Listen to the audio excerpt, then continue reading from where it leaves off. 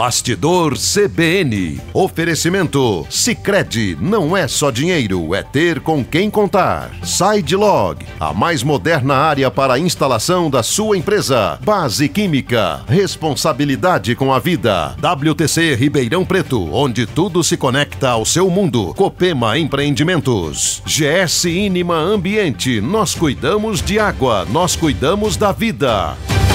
Sábado, e neste sábado começamos o nosso Bastidor CBN, recebendo o Aquiles Galão Neto, que é da Ediléu, clube de tiro, caça, pesca, equipamentos, porque a gente quer debater esse uso de armas, essa liberação, não liberação. Vamos esclarecer para o nosso ouvinte o que acontece com as armas hoje no Brasil.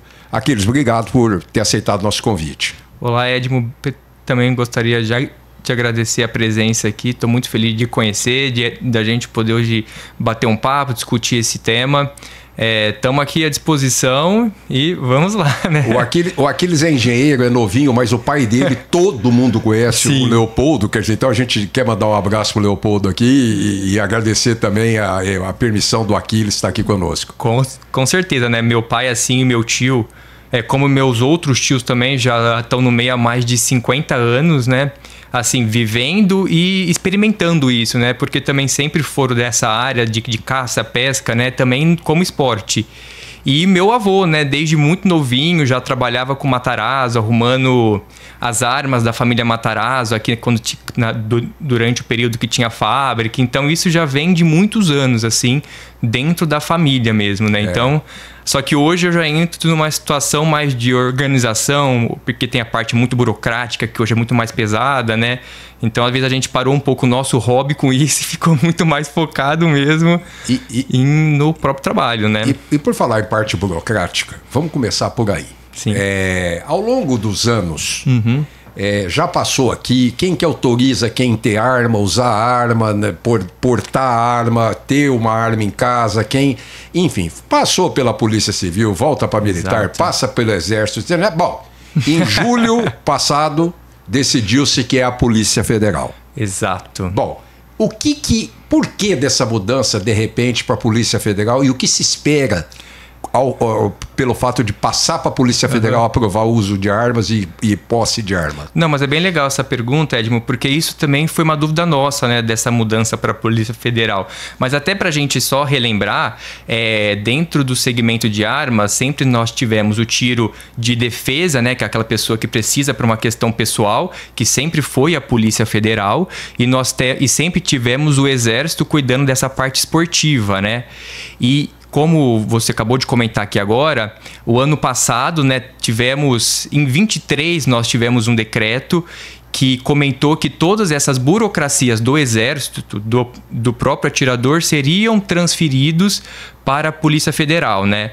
Tinha um prazo, se eu não me engano, serão 18 meses, porque tinham que fazer toda a passagem, né, de documentação, então foram várias etapas, eles sempre estavam informando as mídias, né, sejam do Exército ou da Polícia Federal. Teve um atraso ali que eu acho que não sei se foi de 4, 5 meses, mas agora em julho, se eu não me engano, entrou em vigor, né? Foi realmente a passada de bastão oficial do Exército para a Polícia Federal. Para nós que somos do segmento, toda mudança é muito difícil, porque tudo sempre foi muito baseado em decretos. Então, aí só que tem um decreto, só que aí você tem que esperar sair uma portaria, porque o decreto por si só ele não regulamenta tudo, né? E como tem muitas mudanças, acaba sendo muito difícil para a gente. Então a gente tinha muito medo dessa mudança, porque como que vai ser isso, né? O sistema vai ficar inteiro parado? Mas por fim, assim, a gente tem tido uma situação muito bacana com a Polícia Federal, assim, que isso eu não posso mentir. Ela tem feito algo que, assim, pra gente é primordial, a comunicação. A Federal a todo momento está comunicando. Pessoal, me mandem as dúvidas que eu retorno de como a gente acha que vai fazer, né? Porque em alguns momentos eles também têm que estudar e trazer a resposta pra gente, mas né? Aquilo que eu pergunto é assim, você pega um peso de um negócio como esse, olha, o porte, você ter posse de uma arma tá aqui na mão da Polícia Federal. Ora, Polícia Civil reclama de contingente. Polícia Militar reclama de contingente. A Polícia Federal não é diferente. E o volume disso não deve ser pequeno para, de repente, você chegar e jogar em cima da Polícia Federal. A gente fala assim que hoje tem um número próximo de 1 milhão de CRs, né, que seria 1 milhão de atiradores, nível Brasil. Porém, vamos falar que tem umas baixas ali, não sei, uns 800, 700 mil e mais um número que tem representação de armamento, não sei, uns 2 milhões de armamentos. Então, assim, realmente, essa foi uma questão que a Federal trouxe a todo momento, essa preocupação de um grande volume. Mas, a Federal realmente ela tem feito bastantes atualizações, tem trazido pra gente como que eles estão fazendo cada passo. Tá com muito problema ainda o sistema que começou agora em julho, mas eles têm reportado, olha, o problema tá aqui, a gente vai resolver, a gente sabe onde tá. Então, assim, mas a gente sabe que vai levar um período que, no mínimo, isso só vai começar, na minha opinião, a organizar lá para fevereiro do ano que vem. Mas, assim, eles têm falado que eles vão conseguir entregar. Eles falam que realmente precisa de muita mão de obra. Parece que eu acho que eles terceirizaram, acho que eles estão contratando pessoas a mais.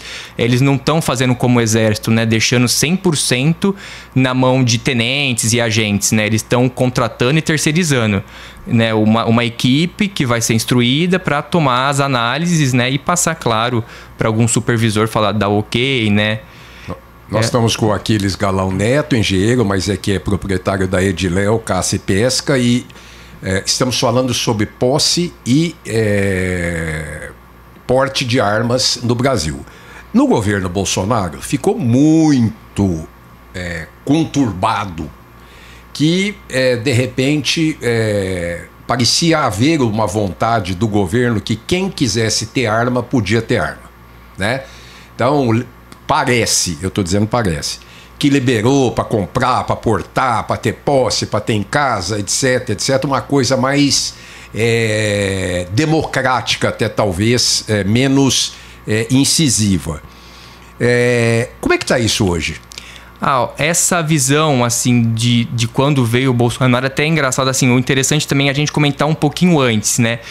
Pensando no próprio tiro esportivo, né, que era do Exército, como a gente comentou, ele começou uma ascensão grande ali, próximo de 14, 15, ele já começou a subir. O Temer até mexeu em algumas portarias em relação ao calibre 9mm, e nisso já começou as vendas, se eu não me engano, realmente foi o período que a gente passou, e logo quando o Bolsonaro entra, realmente ele usou muito, né, dessa ferramenta durante as eleições, ele falou muito de armamento, e quando a gente ele realmente, eu acho que março, abril de 19, quando ele tomou posse, eu me recordo que as pessoas ligavam pra gente e falavam, nossa, agora o Bolsonaro entrou, agora a gente pode comprar arma. Eu falava, não, gente, sempre pôde. Não é porque ele entrou que agora pode. Então, realmente teve um marketing ali, realmente teve uma questão que muitas pessoas desconheciam o segmento e elas imaginaram que só poderiam comprar após ele, mas não, já poderiam, tanto que muitos dos processos de compra, como os antecedentes criminais de várias esferas, prova de psicológico, prova de tiro, isso sempre houve no passado, teve no período Bolsonaro e está tendo agora. O que acontece é que agora muitas pessoas já pensam ao contrário, agora é proibido ter arma. Mas não, pessoal, continua do mesmo jeito. Só que, claro, a compra pela Polícia Federal, ela passa pelo delegado da Polícia Federal. Ele tem que analisar, olha, essa pessoa ela tem condição de ter um armamento, né? Ela apresentou o motivo pelo qual ela quer. Então, realmente, ali você pode ter uma barreira de ser declinado, né? Mas agora, pensando no Exército ou no tiro esportivo, para ser mais claro, né? Que hoje está na mão da Polícia Federal, a questão é, tem algum antecedente criminal? Não. Em quais escalas? Eleitoral, militar, estadual e federal. Passou no psicológico? Passou na prova de tiro, ok, tá tudo certo, pode seguir, né? Tem que ter uma renda lícita também, né? Tem essa informação.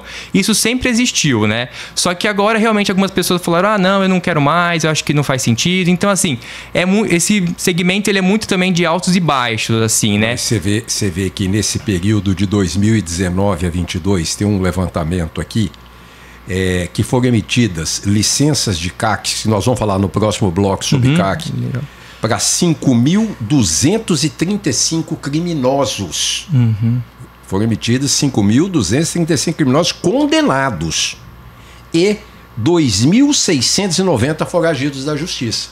Quer dizer, Parece que houve sim uma flexibilização a partir desses números que você vê. E a partir daí, você começa a ter também os extravios de armas também aumentados. Esses pontos, quando a gente traz essas causas, né, que você acabou de trazer aqui, gera aquela dúvida, né, como que realmente essas pessoas acabaram tirando a documentação, sendo que elas tinham antecedentes, né, porque isso realmente não pode, né, qualquer problema que você tiver nesses antecedentes, isso é proibido, né? Você não pode sair. Então, algumas dúvidas que chegam a gerar, né?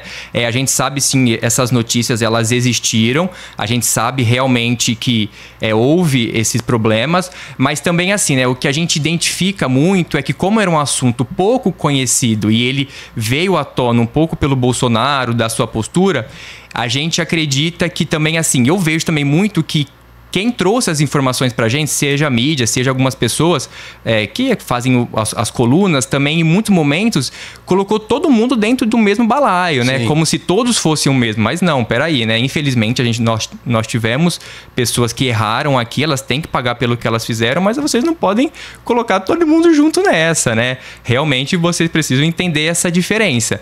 E quando você coloca em números, né? Em porcentagens, né? Então, peraí, são quantos atiradores? A gente fala mais de 1 milhão. São quantas pessoas que têm armas pela Polícia Federal? Esse número eu não tenho, que somaria mais a isso. Então, quantos por cento esse número representa? Representa, sei lá, 1%? Então, peraí, vamos rever algumas coisas, vamos reanalisar por que eles conseguiram ir atrás para ver por que eles tiveram acesso a essas armas. Mas é um número muito pequeno e em muitos momentos coloca todo mundo como se fosse isso, né? Isso que é um problema que a gente enxerga. A partir do momento que você faz um levantamento e é contundente, quer dizer, não tem como não sacrificar, né? Os números são extremamente negativos, mas enfim. Eu estou com Aquiles Galão Neto, engenheiro responsável pela Ediléu, caça, pesca, e nós estamos falando sobre porte, posse de armas, enfim. Eu vou chamar o intervalo, daqui a pouquinho a gente está de volta. Até já. Bastidor CBN. Oferecimento Sicredi, não é só dinheiro, é ter com quem contar. SideLog, a mais moderna área para a instalação da sua empresa. Base Química, responsabilidade com a vida. WTC Ribeirão Preto, onde tudo se conecta ao seu mundo. Copema Empreendimentos. GS Inima Ambiente, nós cuidamos de água, nós cuidamos da vida. Estamos de volta com o segundo bloco do Bastidor CBN deste sábado, recebendo o engenheiro Aquiles Galão Neto. Engenheiro, né? Eu falei que diretor da Ediléu, caça e pesca. Nós estamos falando sobre armas, posse de armas e porte de armas. E eu falei que nós íamos falar no segundo bloco sobre os CACs. Fala aí, Aquiles. Então, é até engraçado essa sigla CAC, né? Eu não sei, assim, exatamente quem começou e de onde saiu. Eu sei por que ela existe, né? Porque a gente fala que são os colecionadores, os atiradores e os caçadores, né? Então, gera essa sigla, mas que nós chamamos de atiradores desportivos, e que nem todas as pessoas que pleiteiam ali ser o atirador é obrigado a ter as 3 categorias, tá? Então existe o maior número que tem são os atiradores esportistas. Caçadores e colecionadores são menos, né? Mas realmente hoje esse é o grupo, como eu estava comentando, que estava na mão do Exército, né? Então eles eram geridos como os esportistas, que inclusive estão também dentro dos comitês olímpicos, né? Porque nós temos as confederações, né? Nível Brasil, temos diversas confederações. E como também temos dentro de cada estado, né? Pelas federações, temos também os mesmos grupos que tem na União, temos no próprio estado, né? Que são os tiros em movimento, temos o tiro prático, o tiro esportivo, que são eles que no final participam e estão dentro do Comitê Olímpico. Então esse grupo, que é o grupo do Exército, que hoje está sendo migrado pela Federal, que é o maior grupo de pessoas que hoje acredito que possuem os armamentos, né?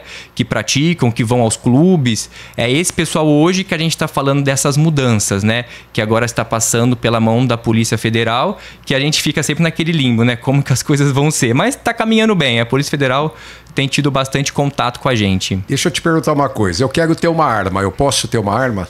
Sim, se você realmente, como eu comentei no bloco passado, se você preencher aqueles requisitos, se eu não me engano, são uns 15 requisitos, né? Os principais. Os principais, os antecedentes criminais, que são os antecedentes, tem que realmente você não pode ter nenhum problema estadual, federal, eleitoral e militar. ter renda lícita, né? Então você tem que apresentar um documento de renda lícita. Você precisa também passar por uma prova, por um exame psicológico, que são psicólogas credenciadas dentro da Polícia Federal. E depois você precisa passar por uma prova de tiro, né? Então você faz uma prova, verifica se... E a prova não é só ir lá dar os tiros, né? Que as pessoas acham. Não.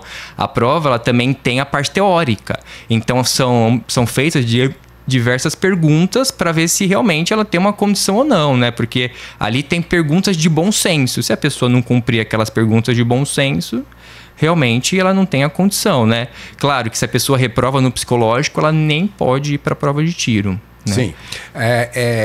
Eu estou aqui com o Aquiles Galão Neto, engenheiro e responsável pela Ediléu Caça e Pesca. Estamos falando de armas, posse, porte e porte, né? Quer dizer, não é proibido ter uma arma em casa. Não. Né? Quer dizer, nem foi mais facilitado atrás, nem agora. Continua tendo esses requisitos para você ter a posse de uma arma em casa e para você portar uma arma. Isso, legal, Edmo. Até você no começo falou sobre a Polícia Civil, né? Que, nossa, tem Polícia Civil. Todo esse grupo que a gente fala que é o grupo que tem uma arma como defesa ou que porta um armamento para sua defesa, todo esse grupo sempre esteve vinculado à Polícia Federal. No passado, estava ali na própria Polícia Civil, mas há muito tempo foi imigrado. Acredito que foi no governo Lula nisso, né? E aí depois esse grupo é o que representa hoje o tiro de defesa quando a pessoa precisa por alguma questão de segurança. Isso você primeiro tem que ter uma posse, né? Então a pessoa ela tem que pleitear a compra de um armamento para ter em casa, justificando por que ela quer ter em casa, na sua fazenda, no seu trabalho. Lembrando que os requisitos são basicamente os mesmos daquele que eu falei, os principais, do Exército, do tiro esportivo, né, no caso, dos antecedentes, além que você tem que adicionar o motivo pelo qual que você está solicitando essa compra. Por algum problema que você teve de boletim, a posse. Perdão, o porte. Não. É que o porte é a segunda etapa da posse. Por isso que eu estou comentando da posse. Porque você só pode ter o porte se você tiver a posse da arma. Tá bom? Que é pela Polícia Federal. Efetiva e registrada. Exatamente. Então você pleiteou, explicou o motivo pelo qual você teria a posse. Ok, tá certinha, a arma é sua, registrou. Aí depois você vai entrar com outro processo solicitando porte e explicando por que você precisa. Atualmente, os portes eles são todos vínculos estaduais, tá? Eu assim, não saberia falar 100% se existe algum vínculo federal, mas eu sei que algumas pessoas falam, eu tenho porte de Minas, Mato Grosso e São Paulo. E aí a pessoa pleiteia, realmente não é fácil, é muito difícil. São pouquíssimas as pessoas que eu conheço que possuem porte, tá? Isso sempre foi difícil, continua difícil. Realmente tem que ter uma justificativa grande, assim, para você conseguir poder portar. E a prova é bem mais difícil. Mesmo tendo a posse, você tem que fazer uma prova diferente, tá? É uma prova muito mais complexa. Você está me dizendo que em relação ao crime organizado, as facções, etc. e tal, não houve nenhuma melhoria, nenhuma facilitação, nenhum canal que pudesse facilitar, pudesse permitir que eles aumentassem o poder de fogo deles? Edmo, assim, eu acho que essa pergunta sim, ela é pertinente. Acredito que se eles pegassem uma pessoa, fizessem ela lá para que tivesse todas essas liberações que eu falei agora há pouco, acredito eu que, infelizmente, a pessoa conseguiria, ela passaria pelo sistema, mas como eu falei, né, o crime organizado, ele, infelizmente, hoje, ele está em todos os itens da nossa sociedade, né? A gente não consegue ter um crivo em diversos segmentos da nossa sociedade que a gente consiga falar, o crime aqui não entra. Porque, infelizmente, ele se renova, né? Ele consegue pessoas novas, pessoas que têm as fichas, entre aspas, limpas, né? Consegue colocar dentro de todos os segmentos, né? Então, realmente, infelizmente, eles conseguem, né? Se tiver uma pessoa ali que atenda esses requisitos, mas a gente tem que lembrar que não é só ali, né? O crime, infelizmente, ele está em tudo hoje, né? A gente vê as notícias hoje em dia e realmente eles não têm limite, né? Para onde eles vão. Eu quero perguntar o seguinte, para finalizar, nós estamos chegando no final do programa. Legal. Eu fui lá no stand de tiros, eu fui conhecer, legal. Mas tem gente ruim lá, hein? Tem.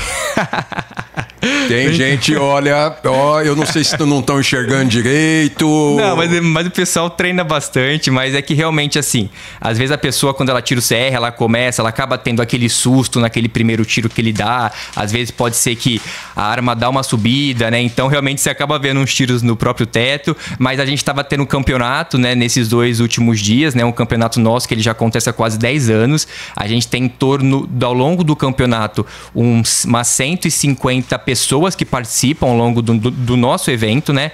Claro que tem outros campeonatos nacionais que também as pessoas participam. Mas esse é nosso, mesmo assim, eu vejo que as pessoas estão brigando ali. Eles estão batendo um em cima do outro. Aí começa a chegar no final agora, é uma briga lá. Todo mundo quer atirar porque quer fazer sua pontuação, quer ir bem.